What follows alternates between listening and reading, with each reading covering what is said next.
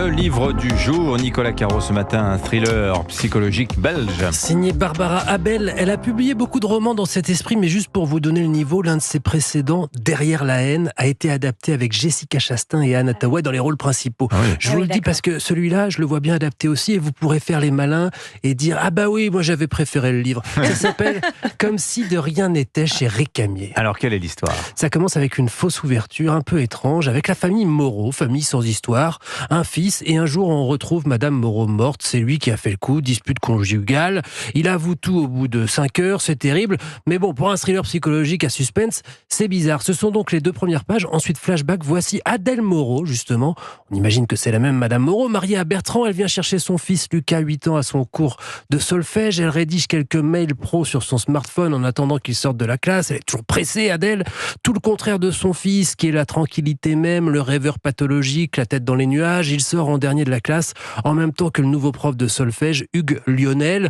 Le prof ferme la porte et croise le regard d'Adèle. Elle lui dit bonjour, mais lui, il se fige, interdit, et puis il bafouille. « Oh bah Marie, ça alors, qu'est-ce que tu fais là ?» Mais il la confond avec quelqu'un d'autre ? En tout cas, c'est ce qu'elle lui dit. Lui, pardon, alors vous ressemblez à quelqu'un que j'ai connu, mais on voit bien à son regard qu'il est persuadé quand même que c'est Marie et non Adèle. C'est un roman psychologique, donc on se dit pas c'est une erreur et basta. On se demande est-ce qu'elle fait semblant de rien, mais en fait pas celle qu'elle dit être. Est-ce que Hugues, le prof de solfège, essaye de lui faire croire ça ?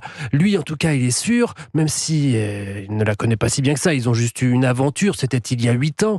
Enfin, il a autre chose à penser de toute façon. Son père est atteint d'un Alzheimer. Il essaye de ne plus chercher à comprendre, de se concentrer sur son père justement, mais ça trotte dans sa tête, ça l'empêche de passer à autre chose, l'instinct sans doute, j'en dis pas plus, mais si vous commencez, vous voudrez savoir, c'est un thriller psychologique du vrai, c'est-à-dire que les personnalités sont fouillées, le langage, la manière d'être, tout devient un indice, jusqu'à la fin évidemment où tout explose. Bam !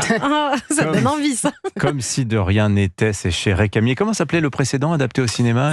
Duel avec 2 L-E-S. D'accord, et ça s'appelle comme mais le film ? le roman, lui, s'appelait Derrière la haine. C'était pas le même titre pour le film et le roman. Et Voilà. on pourra faire les malins et dire Nicolas Caro l'avait dit quand il sera adapté au cinéma. Vous pouvez le lire aussi, Anis.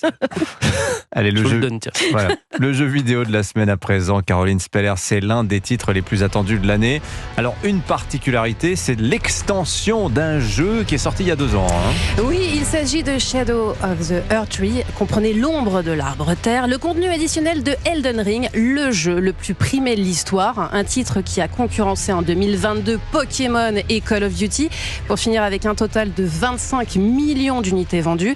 Il a même propulsé son créateur, Hidetaka Miyazaki, parmi les 100 personnalités les plus influentes dans le Time Magazine. Rien que ça. Et vous dites que ce succès phénoménal et cette reconnaissance, c'est plutôt surprenant compte tenu de ce qu'est Elden Ring, c'est-à-dire un cauchemar. C'était un cauchemar, c'est de la souffrance, oui, parce que c'est un jeu taillé. C'est pas un jeu taillé pour le grand public, Dimitri. Elden Ring et son extension sont des réalisations de From Software, un studio japonais connu pour ses jeux de rôle action qui se déroulent dans des mondes à la Seigneur des Anneaux, mais plus sombres.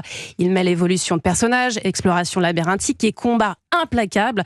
Vous savez, le genre où on collectionne plus nos morts que nos victoires. Et comment ça se fait que ce soit devenu si populaire, si c'est aussi dur que ça en a l'air ? Car se lancer dans Elden Ring et son nouveau chapitre Shadow of Earth Tree, c'est vivre une aventure peuplée de demi-dieux, d'abominations, de montures spectrales ou de géants de feu. Un univers co-créé par George R.R. Martin, auteur de la série des romans Le Trône de Fer. C'est aussi entreprendre un voyage dans un royaume désolé, gigantesque, où le moindre décor, du château gothique aux cavernes morbides, peuvent être explorés. C'est incarner un chevalier, un mage, un samouraï qui accepte de mourir encore et encore pour comprendre comment terrasser ses ennemis, pour au final atteindre la satisfaction de vaincre tous les périls et triompher avec gloire. Alors, est-ce qu'il faut avoir fini le jeu Elden Ring sorti il y a 2 ans pour jouer donc à ce contenu additionnel qui vient de sortir ? Eh ben non, pas nécessairement. En revanche, il faut être assez acharné pour avoir vaincu 2 demi-dieux spécifiques pour profiter de la 40aine d'heures de jeu de Shadow of Earth Tree, disponible sur PC, PS5 et Xbox Series. On sait C'est si un quelqu'un jeu dans le jeu, en Si fait. quelqu'un a déjà fini ce jeu, Ah oui, on oui, sait ça. oh Ah oui, oui, d'accord. oui. Ah Quelqu'un oui, il y en a disait- même en 3 heures qui l'ont traversé. Ah oui.